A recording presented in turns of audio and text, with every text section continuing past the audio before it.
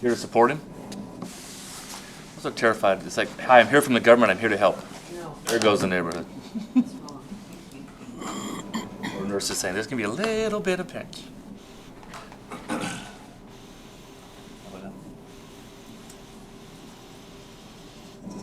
Starting time. I'll call in a second. All right, there he is. It's Kevin.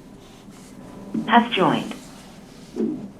Excellent. So I'd like to call the regular Airport Advisory Committee meeting January 19th, 2023 to order at 6 p.m. There you go. Could you please take the roll? Aaron McCarty. Charles Morris. Michael Lucas. James Grogan. Here. Kevin McCabe. Here. Aaron, would you lead us in the Pledge of Allegiance?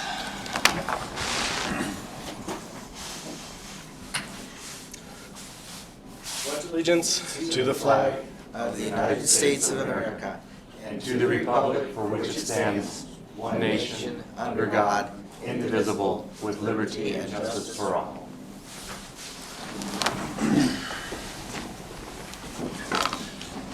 Are there any adjustments to tonight's meeting agenda? Does the committee have any? No changes. Hearing no changes to the agenda will stand as presented, but I need a motion to approve the consent agenda. Okay, I move to approve. Do we have a second? Second. Seconded. No objections. Consent agenda. All in favor is approved as presented. Does the committee have any adjustments to December 22nd, 2022 meeting minutes? Can you hear me okay, Kevin? Am I on there? Hearing no changes to the minutes will stand as presented. Need a motion for those December 22nd, 22 meeting minutes. Denied the motion, go ahead. So moved. Do I have a second? Second. All right, if there are no objections, those meeting minutes are approved as presented. Off we go to staff reports. Do we have a report from Mr. Schaal?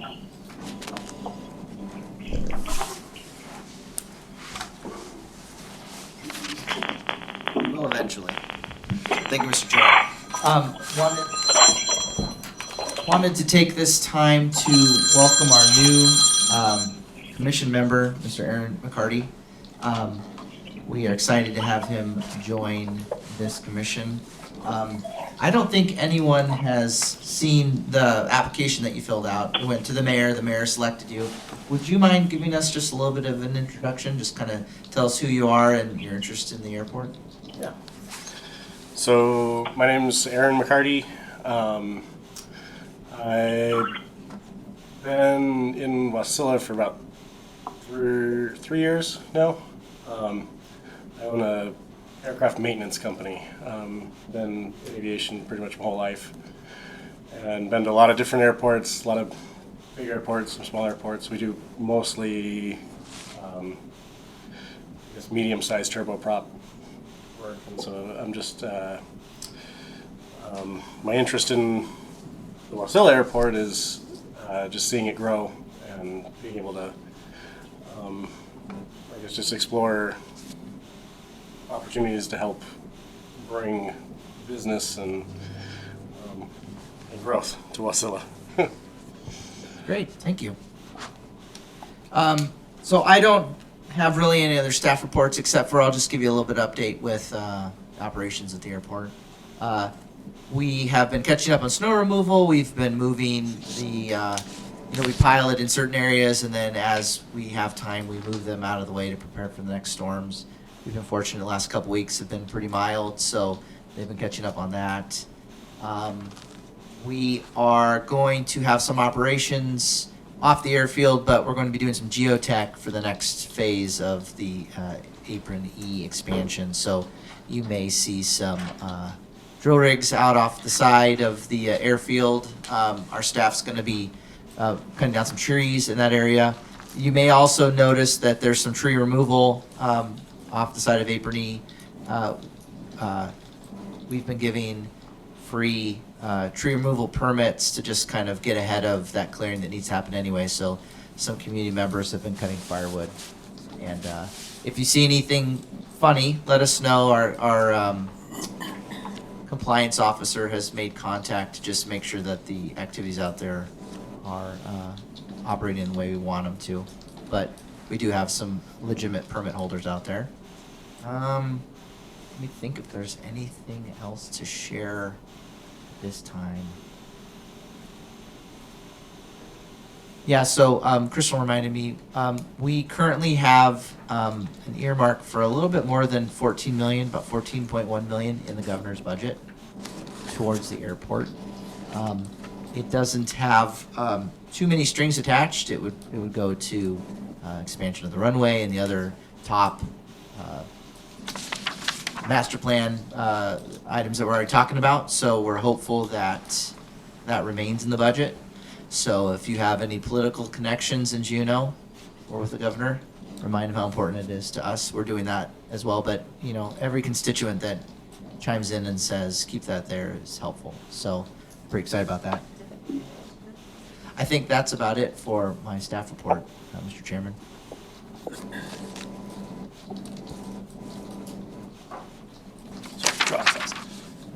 Ms. Nygaard. Ms. Nygaard.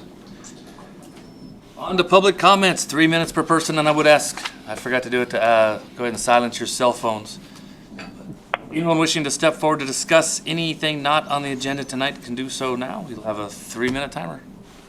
Sir? Sorry about the phone. Oh, no, it was on here before. Welcome, Aaron. I've been meaning to drive over and say hi to you. I hadn't met you yet. Okay, we have a customer that is asking some very specific questions about when the runway is going to be done, so that they can bring in a airplane. So, do you have some time frames I could share with them as far as when the runway is going to be finished? When you say finished, are you talking about a specific length?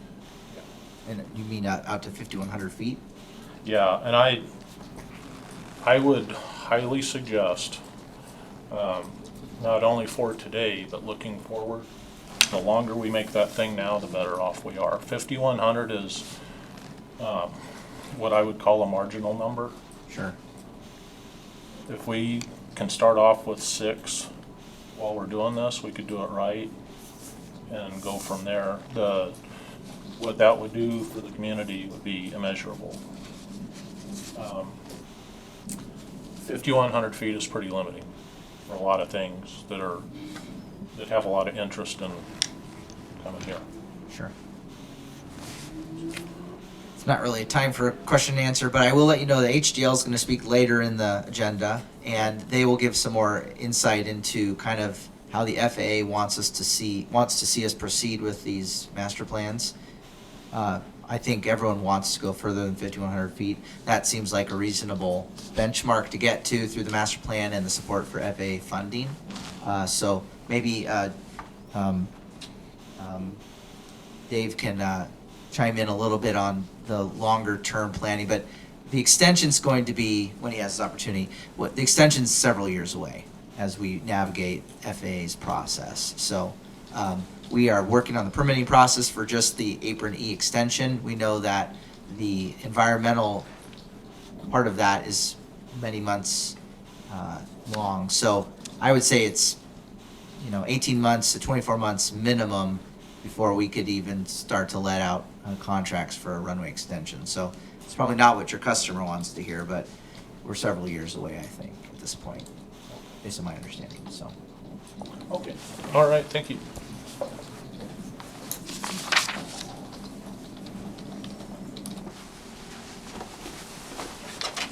Anyone else?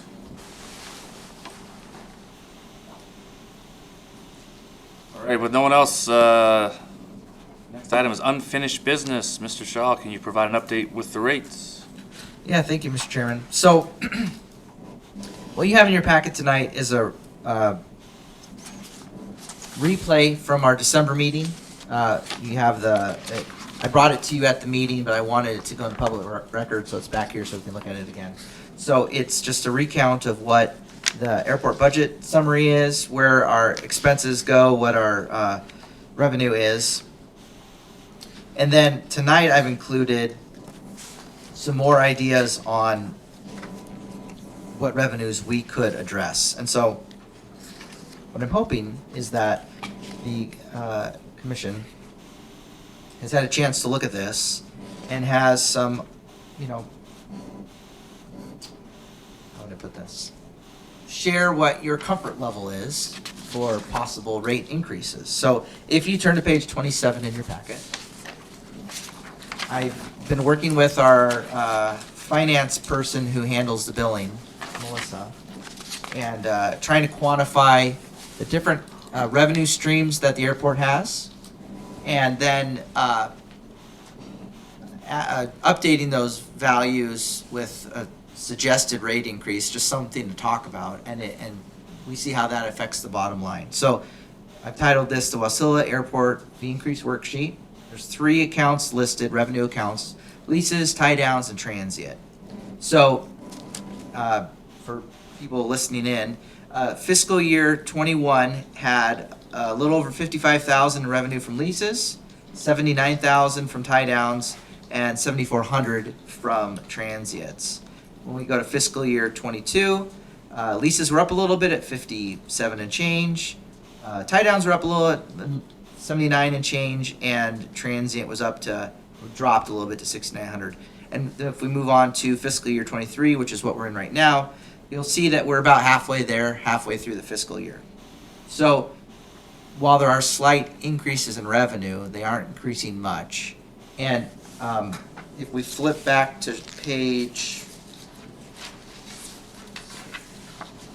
19 in the packet, I've shared what the revenue and expense comparisons are for those same fiscal years. So for the last fiscal year of 22, we had a negative cash flow of $122,000. So,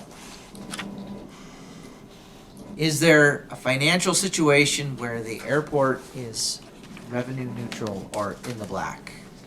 Probably not.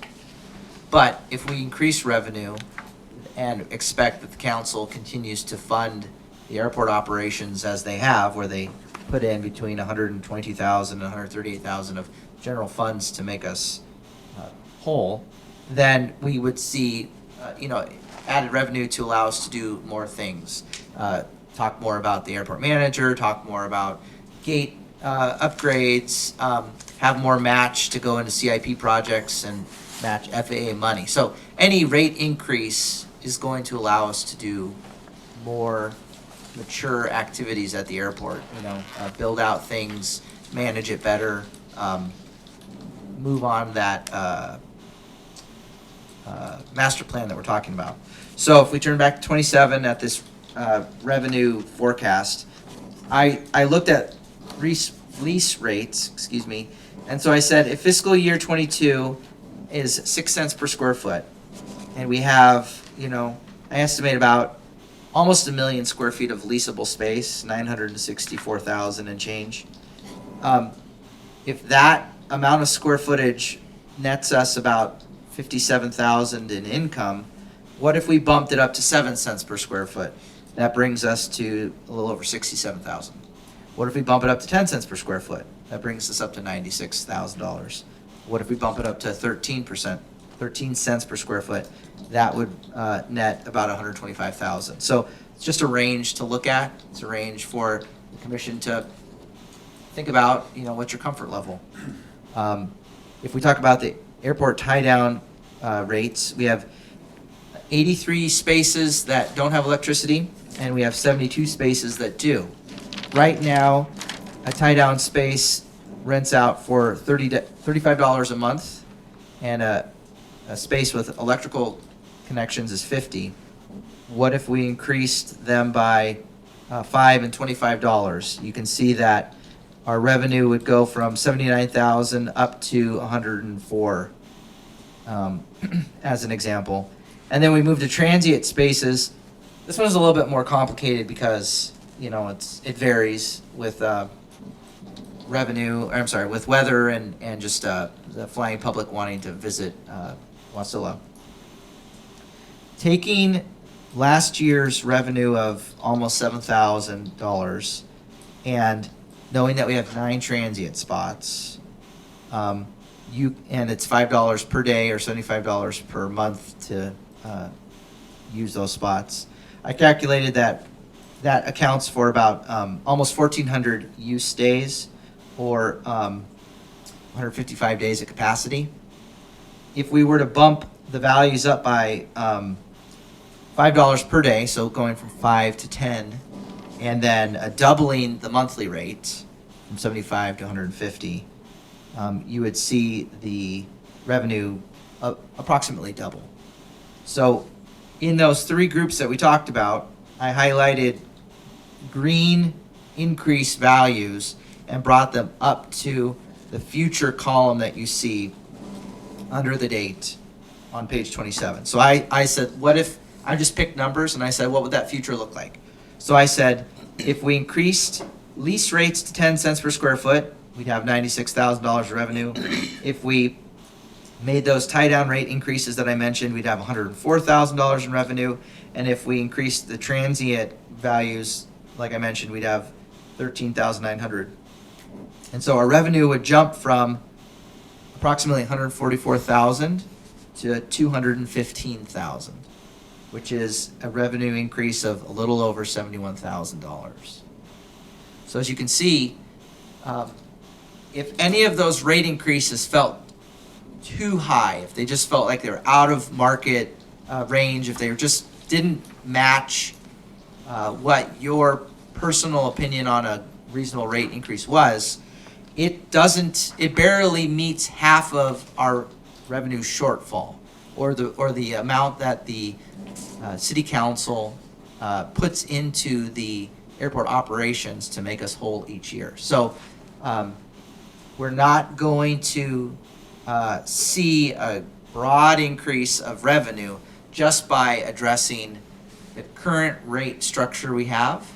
We also need to continue to do what we're doing with Mrs. Nygaard's help, is to increase our commercial use out there.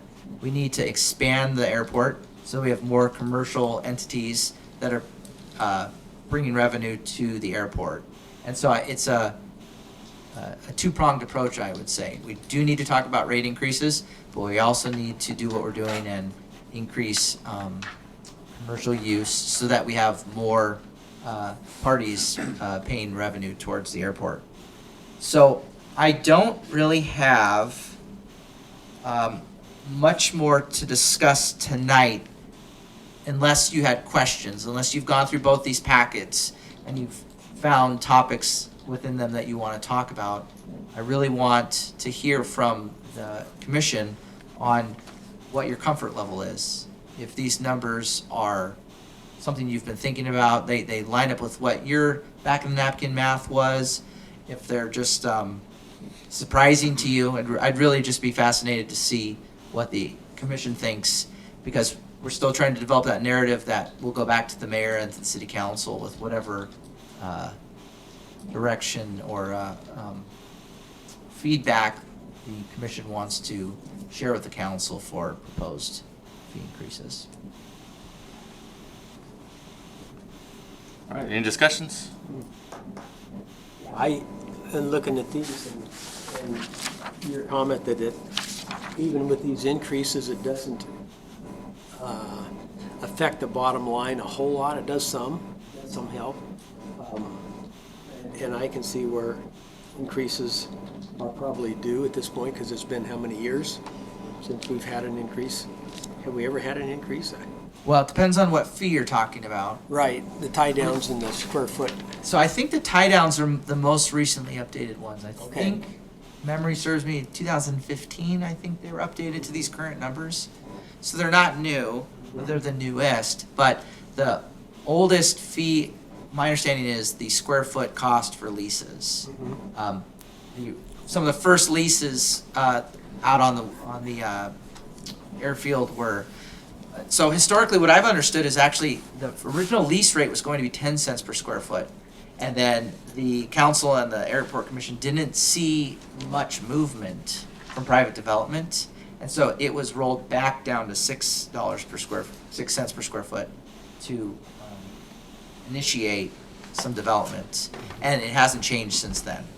And so it's taken time to create or build out all of the development, but the oldest leases are still at 6 cents, the newest leases are still at 6 cents. Okay. And one thing that's very nebulous to put a dollar sign to is what the community, how it's enhanced by the airport. I mean, yes, it shows the airport in this little narrow plus and minus column losing money, but on the other hand, it contributes to the community a lot. And so it's, I don't know how you come up with a dollar sign as to how effective it is in the community. I know there's a lot of parts that are sold out of there. There's yeah, fuel, that kind of thing. I think that you could task an economist to put a value on it, and they'd have some sort of way to do that. But you're right, I'm not an economist, and so it is a little bit difficult. And I think that's where my message to the city council wouldn't be, we're trying to make it so that general funds aren't given to the airport. Mm-hmm. We're just trying to make a balance between what a marketable rate for the airport use is. If we have the graphs in there that kind of show how we rank against some of our neighbors. Correct. I'm still building a full list of comparables. There's a couple other fields I just don't have numbers for right now. I'd like to fill that in. But I think it's useful for the commission to think about, where do we want to place ourselves amongst our neighbors? Do we want to choose a ranking? Do we want to say we want to be in the top 50% or the top third?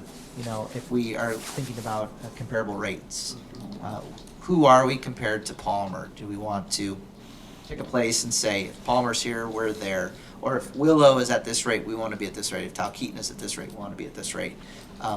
Because we have plans, we have visions, and I think that's some important guidance that the city council will want to hear from the airport commission of what's the vision to make Wasilla different.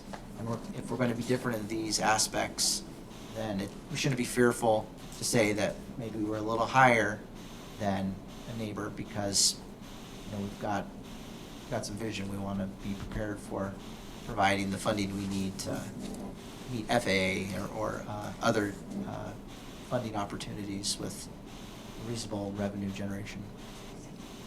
Sure. I'm just gonna piggyback onto what he said.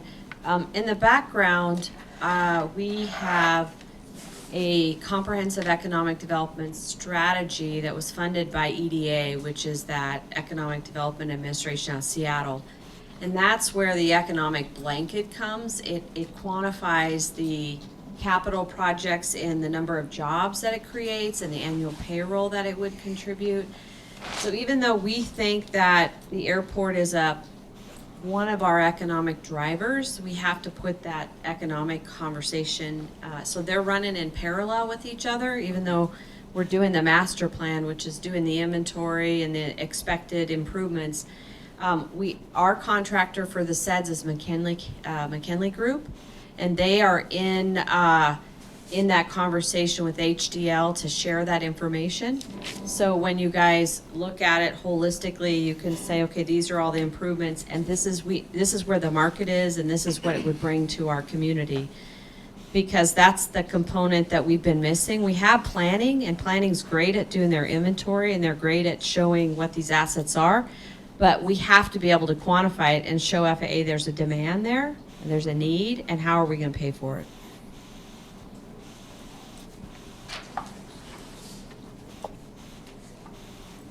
Did you have some?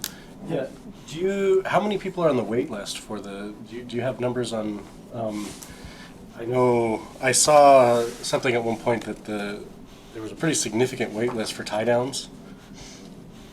Yeah, there is. I don't have it memorized. Ashley, do you have a rough guess? It's above 70, right? 90. 75. Yeah, so our HDL consultant said it's 90 on the wait list. 90. Yeah.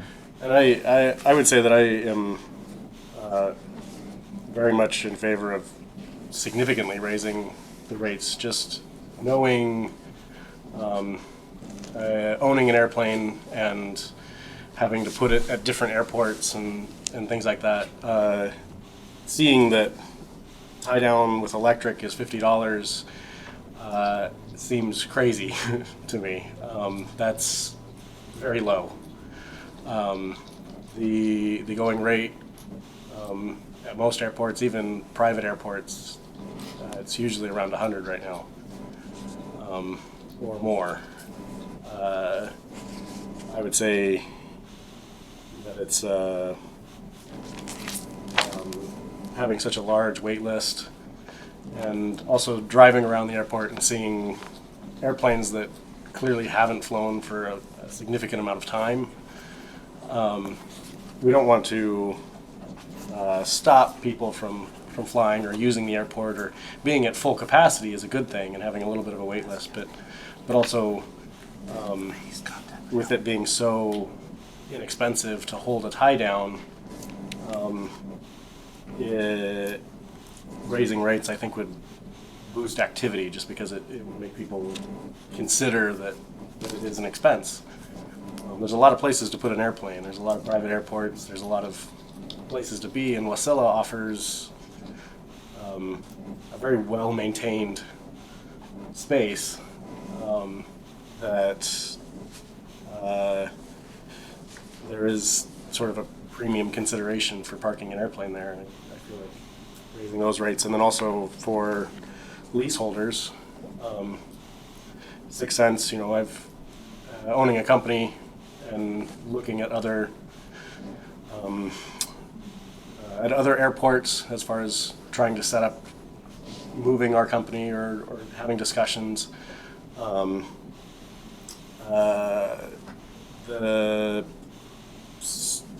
Being 6 cents a square foot, that is very low.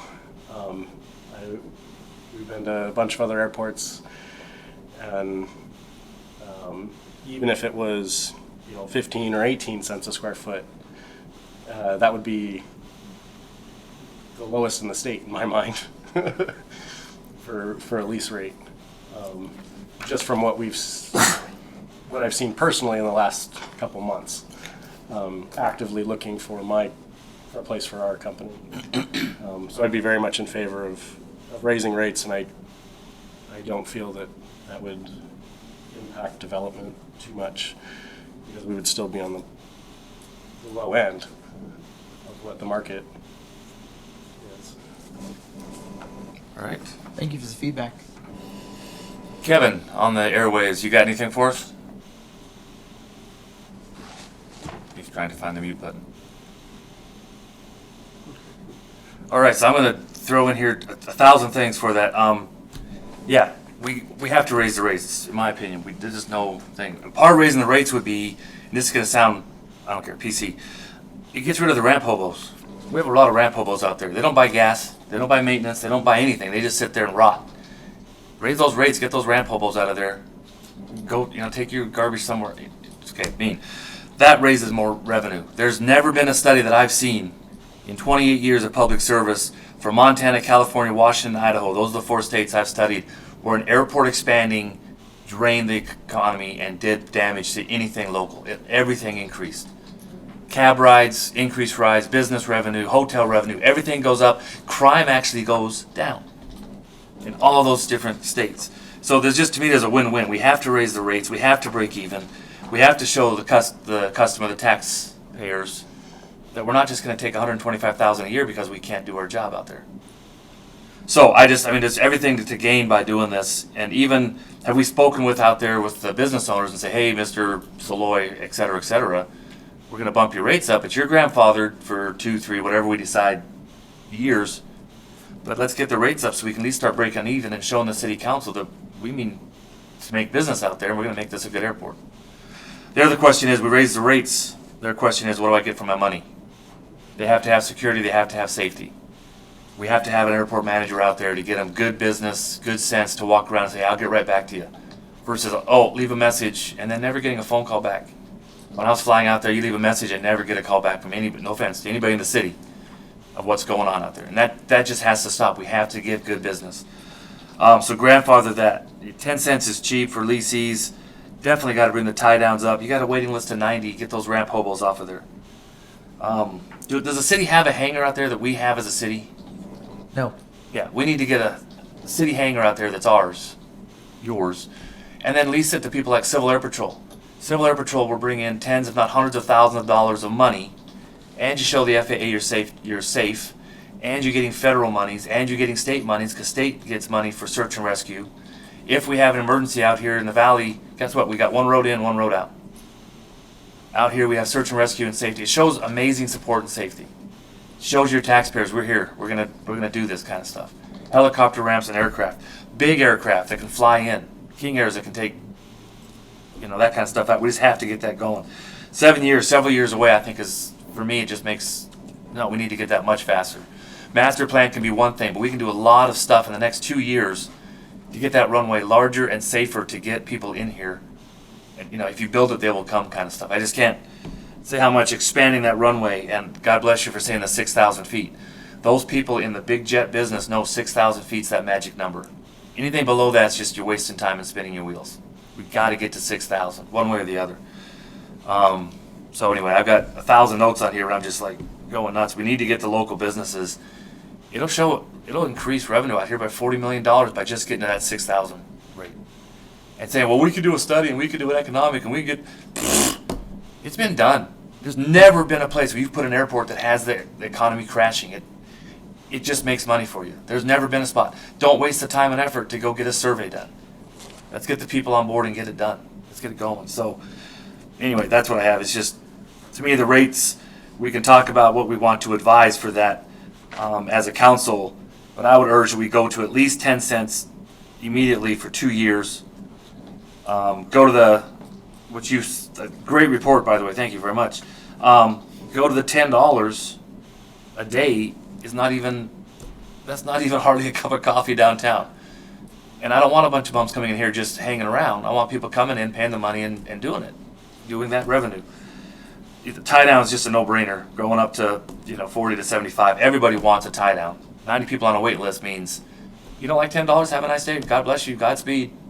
Next customer in the door, they'll throw it down right away. Merrill's tapped out. The lakes are tapped out. We're the only place to go. Palmer. And we need to beat. I tried to get Palmer up and going. We need to beat Palmer to the punch, and they don't want to do it. Great, we'll take it over. We got a lot of space out here. We can do a lot of good stuff with. So, all right, that's all my 3 minutes.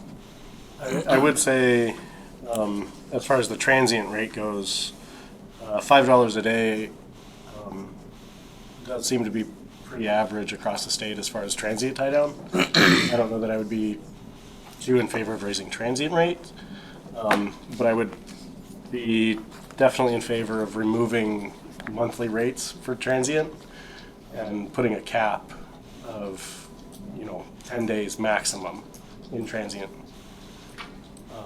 If you leave transient, having people incentivized to come in and spend a night or two, especially people that live further away in kind of the rural communities. I think having a lower transient rate would be good, but definitely having a cap, so you can't sit there forever. I know that most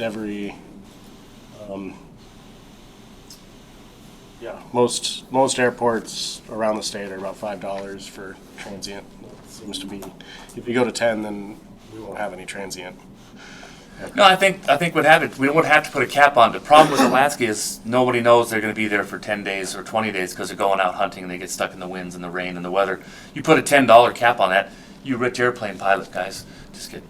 $10 is not that big. You're paying $300 to stay the night in a hotel or bed and breakfast, and you're going flying, and you're going hunting. You're spending thousands of dollars, an extra $5 a day. I'm all right with that. I mean, we can disagree. That's fine, but I'm all right with $5 a day. My thought on the transient is that from a business side, that transaction with my finance people is costly. And so $5 doesn't pay for the time it takes for me to bill the $5. And so if we want to charge transient, then I need to recoup enough money from the administrative side of things to make it happen. Because, we want to go into, we're talking about access control, better gate controls. I want to see a smooth transaction with a transient person come in where they pay with their credit card, they get on their phone, they pay that way. So that's going to have some cost to it. The convenience of collecting that money in today's labor rates and technology, $5 doesn't cut it. So that was just my proposal, was just increasing it, because every time we touch a transient bill, it costs us $5 in admin time. Yeah, we don't want that either. Is there a way to, if it does cost a lot for even just processing transactions or tracking who's there, and since there's not really any, since there is no airport manager at the moment to really watch over it, is it even worth collecting that transient fee? Because like I see that the transient amounts that we collect per year are actually quite low in the scale of things, and can we increase the tie down rate and the lease lot rates enough to just make it so transient only has a 5 to 10 day limit, and just not collect for transient, and to bring people to the airport that way, as far as just increasing activity simply because it's an option that's free if somebody hits out of town. Yeah, we could look at that. I think that, so we know we're not in the business of transient parking because it's a moneymaker. It's just, it's necessary. There's good reasons to have that available. We don't want to have no space to put a transient visitor, so we need transient space. So then we need to manage it. We need to know who's in it. So if you have to pay a little bit of money, then we know who you are. And so it's just like, what am I trying to say? It's a nicety to have, and it makes sense from the management side of it. I just want us to be cognizant that there's a cost to manage it. And if we're too low, we can't even make that break even. But I don't recommend we get rid of it either. I think what would happen is it will always not be a money maker, but it's an expected amenity. So we will be, providing what the general public expects. But we focus more on the better returns on investment. We focus the rest of our space on good leases, better tie downs, and just have this smaller transient, because you just can't have it. You can't not have it, if you see what I'm saying.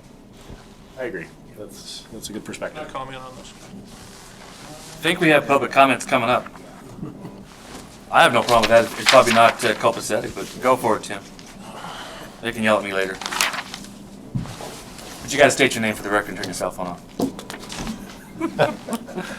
Okay, we had the conversation in the past about, Put your name on for the record if you would, please. Oh. We have people on TV watching you. Tim Dietz. We had the conversation in the past about what Aaron was talking about, the airplanes that have been out there, good grief, for years. I don't know how many years since the airport opened. And they're in the same tie-down spot. That airplane, it doesn't move, except for when the wind's blowing, it just sits there. It's not using gas. It's not requiring maintenance. The pilots aren't coming and going, they're not doing anything. So right now, tonight, we had to ask Saloy if we could park one of our King Airs over on his ramp, because we're out of space. We worked really hard on getting a military contract to fuel military helicopters, but we have no place to park one. They would be in here all the time with a Black Hawk or a Chinook, especially for search and rescue. But we have no place to put a Chinook most of the time. And when we do show up with a helicopter, there's somebody to complain about it. So my thought on the transient, and I think this is very critical, this is about the most unfriendly transient parking I've ever seen in my life. Somebody comes in here at night and they park, and the next morning they got a yellow sticker on their tie down saying if you don't pay $5, you know, we're gonna confiscate your airplane. What the hell is that? That's not how you treat people at an airport. So, on top of that, you can't get anything bigger than a Cessna 180 to the transient parking. We tried getting in there, the turbine, a couple of times this summer because we had customers needing to park, we didn't have space. You can't get to it. My suggestion, I would like to relocate the transient parking from where it's at now over by us somewhere. Equal number of spaces, and we can take care of that and do it right. Because if you got somebody pulling in here, last summer, some people came in, a $6 million PC-12s, 2 weeks old. We couldn't park them. That's a poor impression to the owner of that aircraft about our capabilities as a community. So they're not likely to come back. They're probably gonna go to, I'm guessing, Palmer, you know, next summer when they come back in. But we gotta do something with transient. It's not something you wanna give up because we're sitting there all set up to fuel people. We gotta have a place to park them to fuel them. And especially people with a turbine airplane, they do not like pulling in and seeing a string of airplanes that should be in a museum somewhere, and they can't park and do their business for the day. That sits poorly with people like that. We've got the ability to run a full-fledged FBO there, which, you know, we don't have the space to do it, and that's part of it. That transient parking is so inaccessible, it's virtually unusable. All right. So that's my 2 cents on that. If we could relocate that, that would solve a lot of the problems right here, as well as up the revenue. Yeah, thank you, Mr. Dees. We're going to put that into consideration. That's an excellent point. I just want to put for the record that we do have Mr. Lucas is here now with us. And we put you as notice here. So, and then last, if let's put more comments, Mr. Lucas, we're talking about fee increases on the worksheet that's in front of you. But one of the big things to your question, Mr. Schaal, is, I don't want to be number 2, 3, 4 of top 10. We need to just take this over. You know, go big or go home, but we just need to take this over and be the airport to go to. Merrill has no place to go. Anchorage has no place to go. Those guys are just, they're tapped out. So we can put up or shut up. We've got the spots, we've got the space, we can do this. We have to, though, again, back on my foot stomping managerial. We've got to have a guy out there who can go out there and have somebody like Tim come up and say, this sucks, we can't get our airplane in here. We need to have some place to go. And that manager will come back to the city and say, we're moving the spots from here to this wide open, beautiful spot where I can park anything from a Black Hawk to a Chinook and do our safety thing. Because, yeah, a Chinook lands out there, you're going to have 15, you think these winds were bad, wait till a Chinook goes out there. So, in my opinion, on this panel, I want to make this thing the airport to be at. That's why I'm here. Love it. Yeah. So one comment I have, I agree with your sense of urgency. So I have to kind of bring issue with grandfathering in rates. It doesn't match the sense of urgency to say that the current lease rate holders will have 2 years to see some sort of increase. The way the lease is written is City Council is supposed to be addressing lease rates every 5 years. They've never done it. It's my opinion that all the current leaseholders are due for a lease increase now. And we just say, you've never had a lease increase through your lease that exists, and in the provision of the lease it says, you know, basically, we as the city, if we don't stick to our lease agreements, if we don't, every 5 years, if we don't reevaluate your lease rate, we don't lose the opportunity to. So any lease that has been around for more than 5 years is prime and ready to have a lease increase. And so that's my only caveat is it sounds like the Airport Commission is in agreement that we want to go back to the mayor and the city council and say, we want to increase rates, we want more oversight with a full paid airport manager. We've got an idea of how we're going to do this. We're not going to wait on one for the other. We want them parallel. We want to increase rates now, and we want you to forward fund a manager now, because we can show you with confidence that as you stated, every airport that has tried to grow with the planning that we're already doing has been successful, or, has a high level of success. So let's not wait, let's get going. The more we talk about it, the more we delay it. And so I guess that's my point, is that we want to bring a positive, confident position to the council and the mayor so they feel comfortable forward funding these proposed expansions. And I think grandfathering rates goes against that narrative. Yeah, I'm not against that. It's like you said, we haven't done our job. I say we, the city, haven't done our job going out there and saying we're doing this.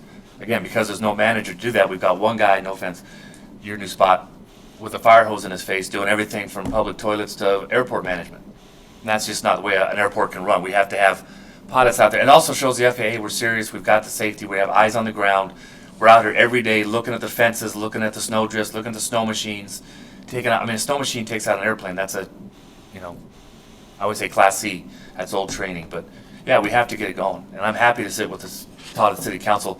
All the things we're missing out there by not having boots on the ground saying, yes, Mr. Deeds, yes, Mr. So-and-so, yes, so-and-so, here's your PPR, here's whatever you need for that. Including snow removal and getting rid of things out of the way so my wing tips aren't clicking. Airplanes flipped over, that's a huge danger. I saw the airplanes flipped over out there taking out other airplanes. That's a bad deal. So, okay. Anything else from the council, Mr.? Beat that up pretty good.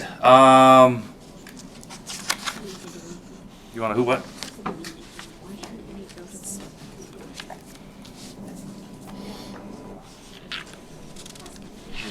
Do you want, I guess this is do you want us to make a motion so we can go and provide that information to the city council, or just give you the monkey VOR? That's an excellent question. I guess it really depends on how the commission feels about the maturity of the plan. If you would like to look through the packet and get me some numbers, I don't want to slow down the process if you're feeling comfortable. So if a motion feels comfortable to you tonight, you could do that. Or you can get me information and I can bring it back to you at the next meeting and say, this is what I heard from everyone. And then you have a little bit more of an organized proposal from me. And you could say, I move that we do this, but I want to change this to that. And then you vote on it, and then you hash it out and you say, all in favor, this is what we want you to take to the council with support from the airport commission. It really depends on how you want it packaged, so you feel comfortable standing alongside me as we talk to the mayor and the city council. So. Another thing that just kind of comes to mind is the PR aspect of it, raising rates, even if we are still under market, which I imagine we probably will be. Nobody likes raising rates. So just considering or having some kind of plan as far as how we present that. I think that being sensitive to the fact that there are people who like to fly but maybe can't afford it, and or they feel like we might be taking that away from them. I do think a PR thought would be beneficial. I agree. It's kind of a paradigm shift, right? Mostly GA, some growth, maturity, kind of a new vision for the airport, or maybe not a new vision, but putting foot in front of foot as we march down that vision that people have talked about for a long time. So there will be backlash. There will be users that say, I don't like what you're proposing. I want you to stop. And we do need to make sure that the public has the opportunity. That's why I wonder if we should bring all your comfortable numbers together through communication with me. We have another published document. We make it clear again through the public process that at the next meeting, we're going to talk about these rates. The Airport Commission plans on approving some sort of rate increase. It could be what's in the packet. It could be modified after you hear public testimony. But the goal might be at the next meeting, a decision of something is made. It could be tabled as well. There's always an option if you feel that you issues are brought up. And anyway, we could push that. We could say, if you want to comment on rate increases, this is what we're going to talk about. Come here and tell us how we don't know what we're talking about, or if you agree, whatever. With the goal that if it goes smoothly, a decision's made at the next meeting and it goes in front of the council. So that might be an option. I like that. What I'd like to propose for committee is, I owed you a list of shortfalls of what we're not doing out there at the airport, why we need a city manager, and you and I spoke about getting you that list of shortfalls, which I haven't done my homework on that. So what I'd like to do with committees is I'll go out there, I'll get that list of shortfalls, properly distribute it to our committee members, where we can look at it, add to it, take away. I can go out there and start talking to all the customers, the people flying in, the tie-down spots, all that stuff, and get that more of a foot. And then, yes, get it ready for next meeting to say, we're putting our rates up. You guys want to come talk about it, and try to show why these reasons are not. And then we can take all that to the city council and give them a good one, give them a good presentation. Because really, what you provided to us, and I know from the shortfalls and stuff out there, of not having a manager, how much that would really help. Not only help out, it greases the skids for working with contractors coming out, it greases the skids for the FAA. FAA likes to talk to somebody who knows what they're talking about out there and can speak the codes and can speak the safety values and can speak all that stuff out there. So I think that would bring a lot, and I owe you that list of shortfalls. So with the committee, I'll put that together and I guess give it to you and you can email it out. Is that the proper way? Okay. If that works for you guys. And then anything you guys have too that you want to add, throw in there and say why we need a manager or why we don't need a manager out there. Or why we do need to speed this up and get those rates increased, or why we don't. Bring all your positives and negatives, and we'll put those out there. Yeah, so in those communications, send them to me. Open to Meetings Act requires that, because if you start emailing amongst yourselves, we'll have problems with the city clerk, so. Right, that's what I was asking. Do we give them to, I will send all my information to Ashley, or do you want me to go direct to you? To me and Ashley, yeah. So the connection will be between commission member and staff, not commission member. Absolutely, right. Sounds good. So would the current leaseholders get notifications so they could be at that same meeting? Tie down people that are being tied down? Yeah, they put out in the what's it, public acts or, Yeah, we'll go above and beyond. We'll let everybody know. Okay. Yeah, because we also want the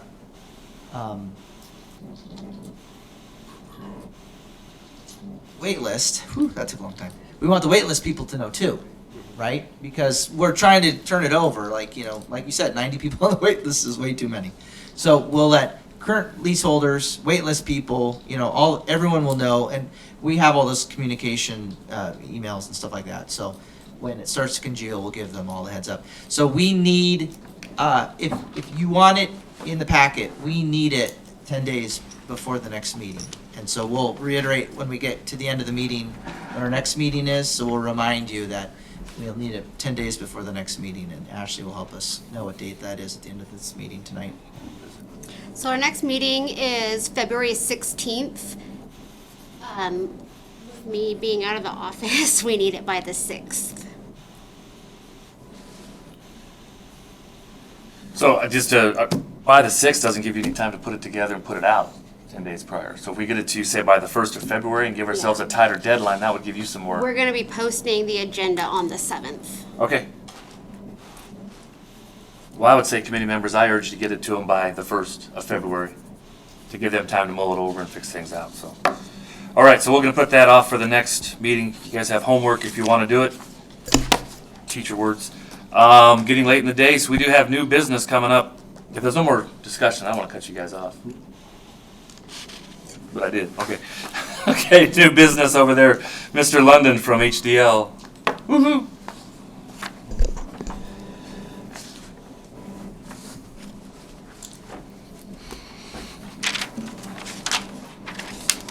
Still on, and look at that technology. Yeah, wait for it. There it goes. It'll come back. You had to say it. First of all, make a slight correction. Is pronounced Lundin, but Thank you. that common error as is obvious from the spelling of my name. But you got to think Swedish. That's why my stepfather was Swedish. So would be the Swedish way of saying that spelling. Well, I'm just a dumb Norwegian there, so sorry about that. Rare to come across people who pronounce it the same way we do. So,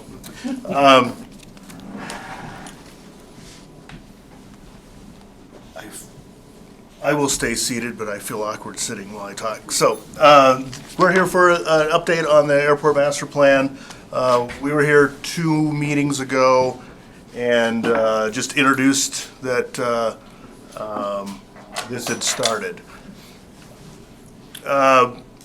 Just a basic overview. City has hired HDL engineering consultants, to develop this master plan. It is a required process by the FAA, but only if you want the FAA's money, and only if you've ever taken the FAA's money. So this airport was constructed with FAA money, and so you're stuck. If you want FAA money for future projects, such as a runway extension, you have to follow this process. The purpose of a master plan, we're going to determine how the airport can best serve the future interests and needs of the public and the aviation community, people around the city and the borough area surrounding the city, other stakeholders, and we're going to plan that airport development. Lots of ideas here tonight, lots of people with lots of energy, and that's awesome, but that's not how the FAA process works. Unfortunately, if you want the FAA money to do any of those things, you got to be a little more patient and go through the process. The outcome of the master planning process is going to result in a master plan document. Most of them, if they're printed double-sided, are 2-3 inches thick. It'll result in an FAA-approved airport layout plan. That is the drawing that graphically represents the outcome of the master plan. There's a existing conditions sheet, there's a near-term development sheet, there's an ultimate development sheet, several other sheets, but those are the things that are really the basis of the planning document. If an improvement is not on that airport layout plan, the FAA will not fund it. So if you want FAA's money, which they offer to the city of Wasilla at 93.75%, the city has a match of 6.25%. If you want their money, then you need to have that development on the airport layout plan. Airport layout plans or airport master plans and layout plans are typically redone about every 10 years. The FAA will fund a new airport master plan every 10 years. So they get done about every 10 years because about 10 years ago, the airport master plan for the city of Wasilla was a general aviation emphasis development plan. That was the outcome of the planning effort. And what I'm hearing here and how the airport has developed has not necessarily been in a general aviation emphasis. There's a lot of discussion about commercial. That's not in the current master plan. There was alternatives that evaluated commercial development, and it was opted to go to an GA emphasis. So, you do a new master plan because you have new players. You have new people, new visions for the airport, and that's what we're doing right now. The project team, I'm the project manager, David Lundeen. I'm a principal, owner of HDL Engineering. We're a firm of about 75 employees.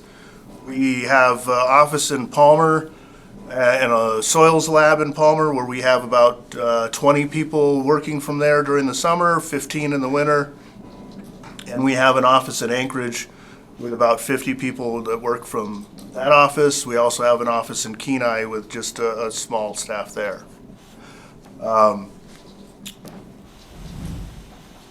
Heather Camfield is our aviation planner as well as our public involvement specialist. If you came to the public meeting, you saw all of us last month. And Heather put that meeting together. Talk a little bit more about it in a minute. And then Adam Bruscher is one of our aviation engineers, and Mark Swenson's not here. He's also an aviation engineer and another one of the principal owners of HGL Engineering. Heather is also one of the owners of HGL. We have a subconsultant, Northern Economics, who's working with us on the economic aspects of the master plan. A point of interest might be that I've lived in the Valley, Palmer area for 23 years now. Heather has lived here Longer than you. for much longer than that. And Adam and Mark are both Chugiak residents that have been here for quite a while as well. So it is although we have a big office in Anchorage, our staff that's working on this is primarily in the Valley. I actually started my aviation work, well, my first aviation job was a fueling facility on the Tulare Municipal Airport in Central California, but my first real aviation project was the hangar aprons T-lot development over there in was it 2004, I think, designing and overseeing construction of all that over there. And then I've been involved with every other city development on the airport since. The master planning process is broken into two phases. This first phase, which is the one we're under contract for, I think of it in three little sub-phases: reconnaissance, evaluation, assessment. And we'll talk about each of those in just a second, but the second phase, which will also be funded through a separate FAA grant, is when we really get into the meat of developing alternatives for development, looking at doing a real analysis on those alternatives. A lot of what Director Schaal has done here with that study with lease lot sizes or lease lot rates, tie down rates, all that, a lot of that's going to happen again by our economic team as we develop alternatives. Is it more economically feasible to grow more lease lots or to grow more hangar tie down space? You know, where are you going to get the best economic return from that? Right, so that'll be part of that discussion. Your conversation tonight and whether or not to raise rates, great. It's going to happen again as we go through this whole process. Also in that phase two will be the master plan report, the big document that just is a documentation of everything we've been through, and then that airport layout plan like I talked about. So the first things that we're doing, this reconnaissance, we updated our base maps that we have for the airport, so the topographic survey, where the utilities are, all of that sort of, so we were starting from a clean map. We've already done that. We already performed an airport inspection, looked at, well, like this light in the picture, that the can is jacked out of the ground just a little bit by frost. We identified some of those things. We identified actual widths of tie downs. We identified that there's this weird use right here that doesn't look like it complies with the rest of the airport layout plan. Those sorts of detailed inspection and inventory of the resources on the airport. Not what's on the lease lots, because that's different. The city deals with what's on the lease lots. But in terms of development of the airport, where are we starting from? We had a public meeting on December 8th, and we'll tell you a little bit about the findings there in a minute. One of the next steps we're going to do is interviewing several users of various types. People who have a tie down, people who have lease lots, people who fly in and out but don't have a tie down or lease lots. people who are yourselves, that are, commission members interested in the airport, may or may not have anything out there. I'm not sure, each of your individual status. As well as potential users of the airport. Ms. Nygaard has been doing a lot of work with finding potential users of the airport, and we're going to collaborate with her on those interviews and trying to bring that information in. It's what are those needs that people identify depending on their use, and the future needs are important as well, right? Just because we're looking for how are we going to develop the airport. So they'll develop it, they will come. I think that was said earlier tonight, and that's really what we're looking at. What is it that will bring them? Then we'll move into this evaluation phase where we, from all the information we've gathered, what are really the issues, whether it's the taxi lane's too narrow, whether it's conflict with users, or needs for development. A socioeconomic evaluation as to how how trends in the population and the economy affect airport activity. So that's part of that baseline information there. An aviation activity forecast, and this is one of the really big pieces of this, and it's a misunderstood piece of it. The aviation activity forecast takes a look at who's there now, what use is, the number of operations, an operation being a takeoff or a landing. It does not include touch and goes. Touch and goes are pulled out of the set, of the data set.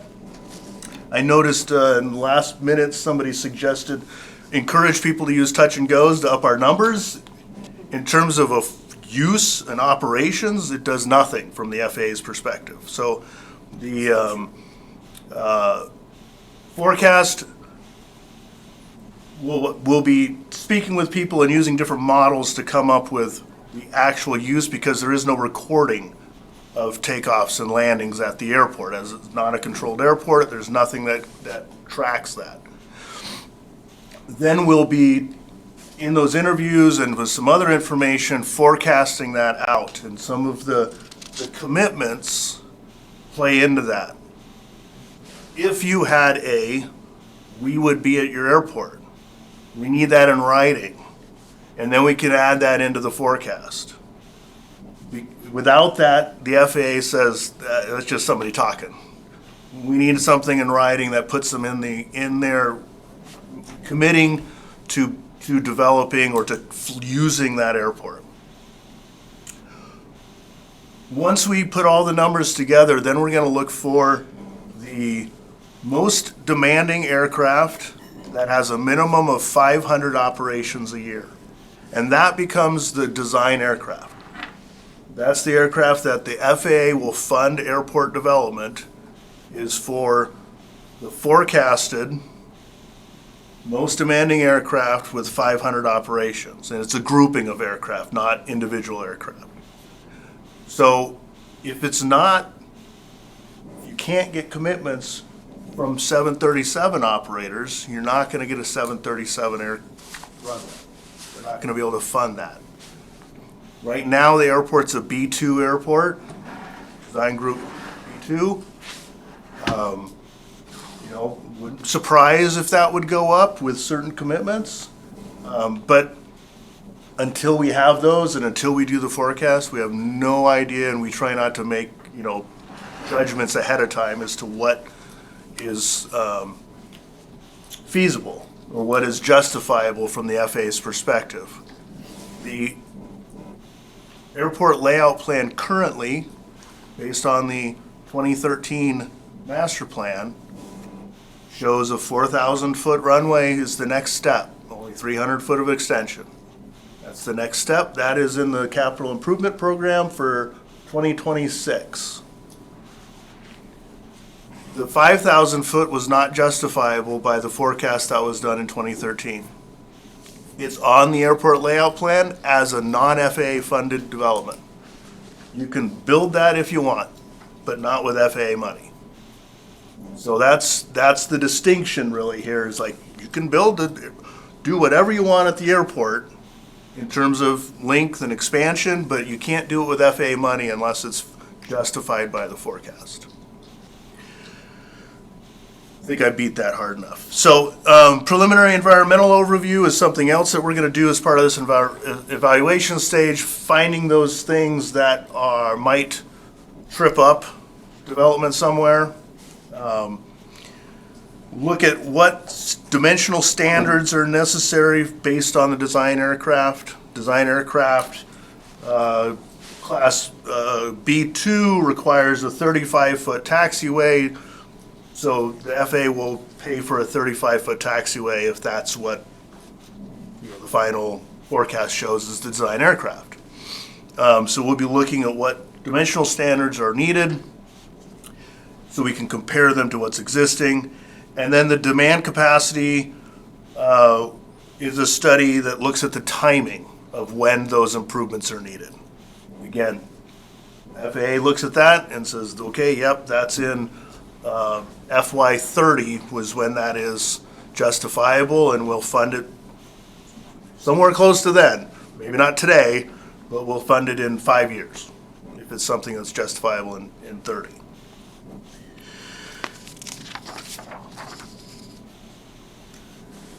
Next, we're going to go to the assessment phase. We'll be looking at the city's ability to fund and operate, maintain the development. We'll talk about land use, the areas around the airport. Are there areas that are available for expansion of the airport? Are there areas that are just not available to expand the airport?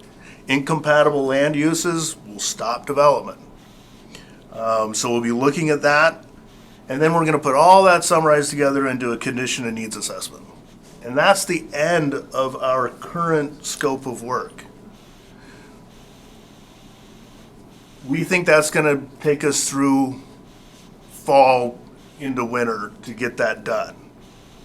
The next grant that the FAA has they never promised that they'll offer it, but is planned, would happen in probably early fall, probably August timeframe, and that'll fund the phase 2 aspect of this, and we'll roll right into that as we when we're ready to get there. So that would start in winter, and that's going to take another year. It's not uncommon that a master plan takes 2, 3, 4 years to complete. We're trying to move it ahead as quickly as we can. We know that there's some real desires to do development. And I think the current capital improvement plan that came out of the old master plan and has had some modifications along the way, but it needs some work. There's other development that should be in that plan, but it's not on the ALP, it's not in the master plan, so it can't be on the capital improvement program because the FAA won't fund it. So we get through the master plan, we'll be able to have a new capital improvement plan that is the guide that the FAA then uses and says, okay, well, Wasilla's going to need $4 million this year and $8 million the next year, and they program that into their overall funding for the state. We did have this public meeting we talked about, December 8th. We received about 20 user questionnaires. I'm actually a little disappointed by the number that we received. The user questionnaire is on the website. It can be completed on the website. It doesn't even have to be printed out. You can just complete it right there. We did receive several informal comments. It was a meeting where we took a map of the airport, laid it out on 3 different tables, had people there to talk. Aaron was there, and lots of scratching on the drawing as to what I like, what I don't like, this needs to change here, that sort of thing. So we got a lot of informal comments gathered that way. Some common input that we received. The tie down and the lease slot area costs are relatively low, but we need more of them. We need more tie downs, including transient parking. We need more hangars or covered in some sort of aircraft parking. That was a common theme we heard. It's great that we have paved and a gravel runway available, but we need to do better with ski plane facilities. You use the stole in the winter for your skis, and then how do you get off the stole? Unless you've got wheel skis, you're skiing across pavement to where? So that was a common, and then in the summertime, the gravel surface wasn't up to the likings of some people, and they said it's rutted and needs some better maintenance. But runways are well maintained was another common comment that was received. But there's definitely some snow maintenance improvements that people would like to see. Lots of conversation about that T-hangar area on the west side of the airport there. I think a lot of that was surrounded by, or was private snow removal that became public snow. People taking snow off their lease lot, their apron area, and putting it into the taxiway or taxi lane, which then prohibited other people from being able to use the taxi lane. Which then played into that last one there of there's a whole lot of congestion in that area that people wanted to see addressed. And whether that's a operational change, like enforcing, like you can't be parking your truck out in front of the hangar because you're in the safety area, or if it's providing an alternative way to get out of that area, an engineering change. How you can get involved, we were hoping to see all of you at the public meeting. I know that becomes an issue with Open Meetings Act and that sort of thing. However, there is, like I said, the questionnaire is still available for you on the website. I'll tell you what it is in a second. We're working with Ms. Nygaard to narrow down who the interview list will be, and so if you're one of the people selected for being part of the interview, provide your input during that. We'll be back to talk more. We know we have at least one more time that we're planning to present to the commission. And then as we get into phase 2 is really where the meat of those alternatives, and that's really where I think your input as commissioners really makes a difference, and there'll be an expectation at the end of that process that you would come forward with a resolution that says we support this development plan.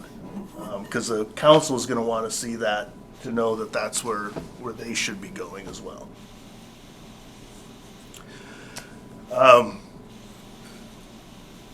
Contacts for us, Heather is your contact. Anytime you want to talk about it, anybody in the audience, if you want to talk about the master plan, Heather's your person there. Our Palmer office phone number there, 746-5230. Her email's there. And then as the city's representative for the master plan, Deputy Director Walden is the city's rep. And the project website, we tried to make it as easy as possible, Wasilla Airport Master Plan, amp.com. That is my presentation, and I'm happy to take whatever questions you might have about the process, specifics about what development alternatives you could ask, but there are no development alternatives yet. We're not there yet.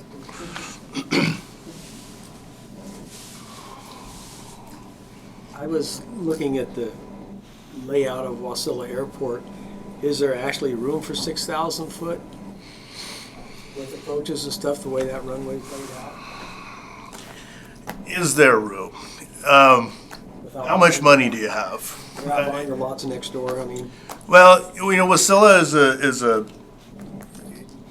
the Valley is an interesting place. Wasilla is an interesting place. It must have been 15 years ago. I was in the FAA office and I was talking to a guy who had access to maps, and turn layers on and off on the computer, right? And we were talking about Wasilla, and he pulled up all the private strips that are in the approaches or conflicting with the approaches to Wasilla. And it was something like 100. Uncontrolled airspace, that's fine. You start doing something where you want to have instrument approaches and all this, and now you're talking about controlling airspace, and you can't have these conflicting private strips in those areas. There's some conflicts there to be resolved. 6,000 foot to me means you're wanting to move towards something besides a GA uncontrolled, maybe use your radio to announce your approach, maybe not. And that's where it would be a change. 6,000 feet versus 5,000 feet, I don't know if that matters in terms of that. Obviously, you get to, like you said, a different class of aircraft there. But a large extension of the Wasilla Airport is going to take some doing. Well, it looked to me like it would take additional property. Absolutely will take additional property. The 5,000 fits on the existing property with a small area, a few small areas. I think it's like 4 acres that are needed for the runway protection zone. 5,100 feet fits there using that. To go 6,000, it's just, you got to buy it.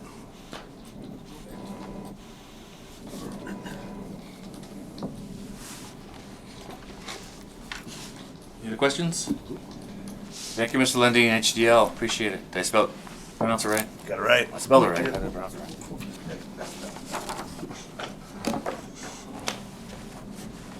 All right, on to the fun. Election of officers. For tonight, we're holding elections for chairman and vice chairman, which seat is currently vacant.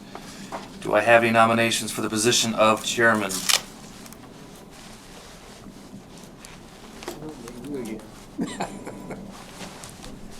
Just need the nomination. That's great.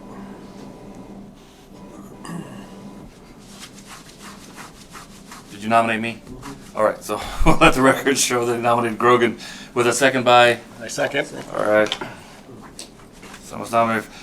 Look for the motion. Got the second motion. Call for a vote. All in favor of me staying here, signify by saying aye. Aye. Opposed? Aye. All right. Thank you very much. That's unanimous. Now we need the vice chairman. Nomination for position of the vice chairman. Everyone's voting I'd icon. nominate Aaron then. You what? I'd nominate Aaron then. Welcome to the new guy. All right. Aaron has been nominated. Do I have a second for Aaron? Mr. Second. McCarthy? No. McCarty. Yeah. McCartney, sorry. Motion moved, seconded. All in favor of Aaron McCartney for vice chairman, signify by saying aye. Aye. Aye. Unanimous. Welcome aboard.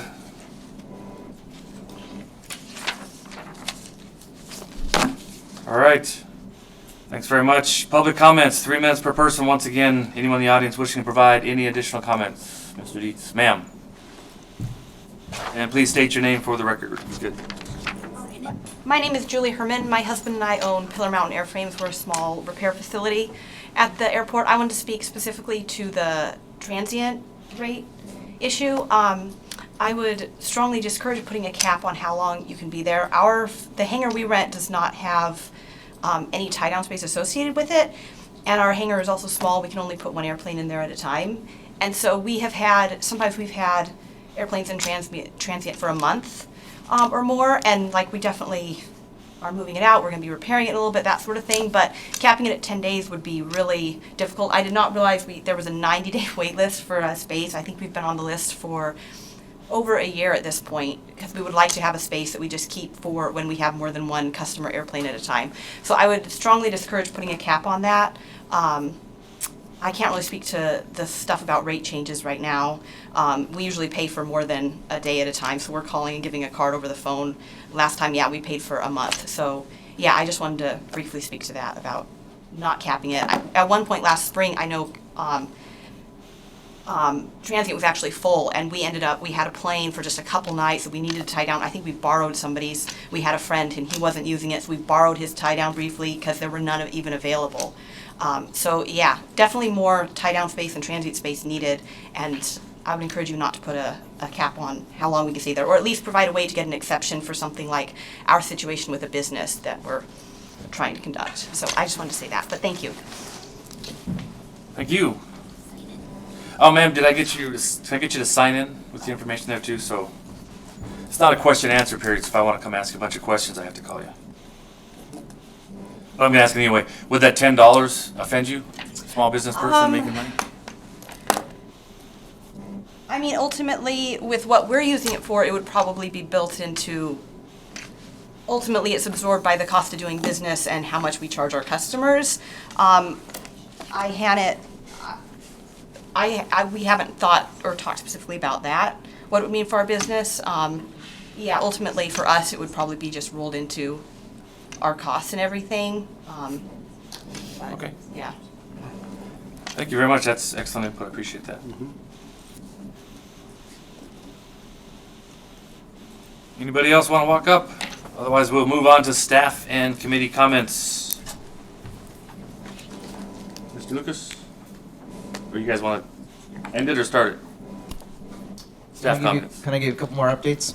So the topic on business use of hangars, I just wanted to let you know that the finance department is reviewing business licensing because it needs to be renewed yearly, I believe, when I first go around. So I think I'm getting it correct. Anyway, so the businesses in the airport need to be airport related. And so finance is reviewing all of the business licenses that we know of, and we'll be addressing some businesses that don't appear to be airport related. And so there will possibly be public comments at some point saying, I'm not hurting anything. Why are you telling me I can't have my non-airport business in the airport? It has a lot to do with FAA, but it also has to do with, why we have an airport and why we have hangars and all that. So just wanted to make the commission aware that, we may see comments from businesses who are told they don't qualify to have a business in a hangar at the airport because it doesn't have a airport nexus. Did you have anything you want to share? Ours out. I just wanted to share that with 90 on the wait list, there's obviously a reason they're waiting, which is probably price. So it probably would warrant a conversation of how do you prioritize? How does the staff prioritize right now? And how do you incentivize a commercial market to come out here? Because right now there's no standard of how you prioritize. It's first come, first serve. And there's no incentive for the commercial market to move other than price, and that's not always a good relationship.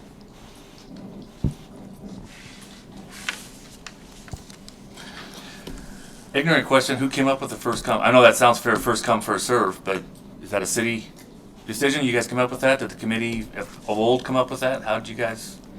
Historically, I'm not sure. I could look in code and see if it's in there.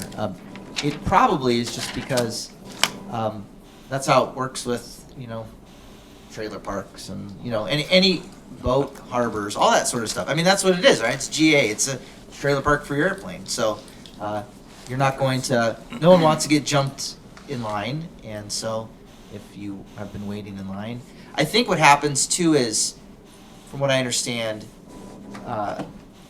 finance kind of oversees it, but that person will call and say, I've got an opening, would you like it? Is that where you want to go?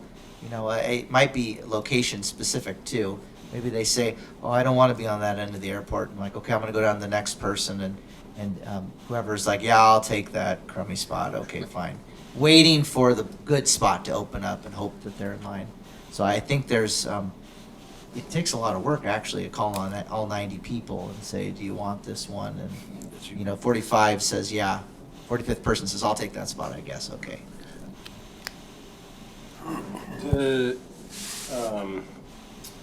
Does the airport do any type of moving around of tenants as far as if somebody gets a tie-down spot, when they sign on or they claim that spot for a period of time, is there any provision in which you could move them around? I'm thinking for like businesses that don't have tie-downs, and you know, I know how critical it is to have the ability to hold customers, you know, and to be able to support the operators that actually are active and current on the airport. Like being on a tie-down or on the tie-down list is one thing, but then like getting a tie-down that's like way on the other side of the airport. Is there any type of mechanism to move people around in tie-downs in order to make things effective for the current leaseholders or people that could have a valid reason to have a tie-down close to where they're operating? Yeah, that's an excellent question. I don't know what the current process is. I don't know, from my harbor experience, there were wait lists to get a slip, but then there are also the move list, basically. You're like, I'll take this if there's nothing else, but I'd really like to be over there. And so there's these two lists that you have to monitor and manage. I don't know what they do right now. I'll look into that and get some more information, because it's a very good question. We could have a lot more efficiency if we didn't even change the total number, the pool of tie-down users, but we made it more efficient by having the more active ones at the best spots. I have a feeling they were given the opportunity to be at the spot that they're at, and then it's not addressed again. They just have what they got, and they'd have to go back on the list if they wanted to give it up and hope they could get a better spot. So I think that's why the whole, do you want this spot? No. Do you want this spot? No. Review is so time consuming because it's one time only. Another question would be, would there be any type of like administrative capacity to have different rates for more desirable spots? You know, spots that are closer to certain places or along fence lines, or so you don't have to drive to the back 40 to get to your airplane. Those might be, you know, having a premium to have a premium spot. Like that could be one way of even just addressing some of the revenue issues as well, like multiple different rates for what location it is. Yeah, I think that's completely within our purview. Yeah, we could definitely structure it so that the most sought after spots have a little higher value, of course, so you might pay for it more. But there's nothing stopping us from doing that. It's just not what has been done historically. Yeah, and I have to read the code, but one of the other airports I was at, we had businesses got like a 10-point addition to their wait time. So if you had a business on the air park, you got pushed to the front of the list for all intents and purposes. You spent $100,000, you bought the list, kind of thing. So, I mean, there's ways to do that. I just have to check Wasilla code to see what's the way to do it now here. Yeah, well, and we could just change the code through the public process too. So we'll see what we're working with now, but there's nothing that I'm aware of that would prevent us from being a bit more savvy with our management. It seems like the goal is to increase activity. So I agree. Anything that we can do for people that are actively at the airport every day would be a benefit for everybody that uses the airport. I agree, with the caveat that new activities will bring comments from the people that use it now. And so we just have to be ready to answer those and be prepared for comments that say, I don't like what you're doing. And so. Going out of order, is that in the big master plan you guys are looking at, is different ways to manage the spots and the tie downs? Is that anything that's too down in the weeds for you guys? I think it could be later. Okay. Yeah, Not so that that's out of order. one more staff comment. Uh-oh. You talked about homework. You must log in if you haven't given comments to this study. Go to the back of the packet, find the website. Every commissioner must have given comments. Required. Given. Did he just give us homework? Questionnaire. By way of the questionnaire, yes. Unless you went to the I don't think meeting, that's in my then you resume. got a pass. But if you didn't make it to the meeting and you haven't filled out a questionnaire, you have some homework. Which question? Okay, gotcha. Not supposed to give us a word. Okay, anyhow, thank you very much. Staff members around the horn, besides doing your homework now. I'm guilty. Any comments? Mr. Lucas? I attended the December 8th meeting and I learned about the questionnaire and told my friends to fill it out. Some of them did, I think. The glider people, maybe. So, and it was hard. I mean, I emailed them first and then I followed with a phone call. And some of them actually came through. So it's quite hard to get those, the input. I believe only 20 people answered the questionnaire. That's pretty, Abysmal. yeah, it's not good. Smaller words, bigger pictures. Pilot-like. All right. Sir, any comments? No, I think I'm good. Okay, none of my smaller comments. Ma'am. Oh, hey, sorry about that, Mr. Phone Call. You up there? You still on the phone? You trying to wake up? McCabe, you there? Any comments from you, sir? Silence will be signified by no comment. All right, nothing from the Sorry, I'm phones. having a problem with the mute button. I'm sorry, Vince. I am here and I appreciate everything that you said tonight. And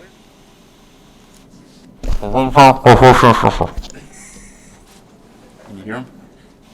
I'm gonna take that as negative. He appreciates something. I'm gonna work on smarter comments. Hearing no other business to come before the committee, do I need a motion to adjourn? I need a motion to adjourn. Kevin, you still there? it's Kevin. Okay, go ahead now. We got you 5 by 5. Has left. Or turn left, whichever. Mr. McCabe, you have any comments? He's gone now.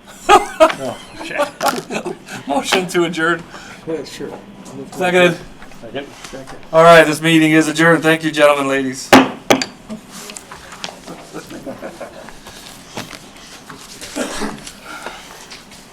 Homework. I'm gonna grade it, so You what? I'm gonna grade it. Your homework. Full sentences. So, I didn't know we had any, so I didn't turn any in. No, we got to talk to Ashley. But Getting a glider, I could think. Yes, he did. He did. on the FAA Advisory Commission, not the FAA Airport. We have glider operations on the airport. No, I understand. He Master was plan, gonna doing that say- stuff is great. They're great. They're beautiful at it. He says stuff in there like you can't do this, you can't do that. Yeah, that's easy. I've been doing it for 20 years out here. I was FAA guy getting grants. So there's ways to do it. I'm just saying you got to take some of that. 7 years, good God. Just buy the land and fill it with junk. I'm all for that. Did he warn you that you'd be thrown in? Oh, I figured Well, I think it's great. Business people have. This is what we need. You guys are the ones with skin in the game. so we're hoping to build. So it's a G with anchor coming. Like, got the steel package on its way. Like, it'll be here in April. Like, Wow. we're gonna build. So, See, and I'd like to get that kind of stuff off the field. Let's do that. Let's get that. and that's what we're planning to do. Is we bring in the 1900s, the turboprops,